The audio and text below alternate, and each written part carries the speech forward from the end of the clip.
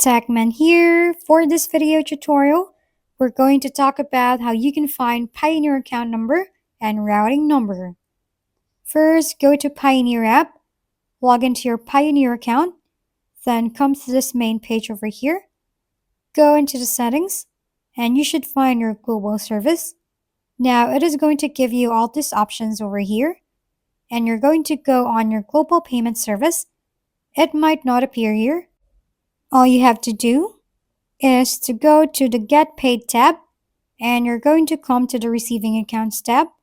Now, if you have already received accounts, you're going to go to the section where it says, then click on Get Started. Right now, access your local guidelines and all. Now, once you've done this and gotten your receiving account, it will give you different routing numbers.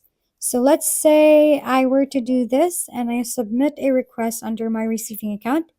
It is going to give me all the accounts. So over here, it will give me a view details option. So let's go into view details. And once you click on view details, it's going to give me the routing ABA, which is where to find it. And under that, it will give me the account number. If we've been helpful, kindly give us a thumbs up. And don't forget to hit the subscribe and bell button for more contents. For any questions and suggestions, comment down below.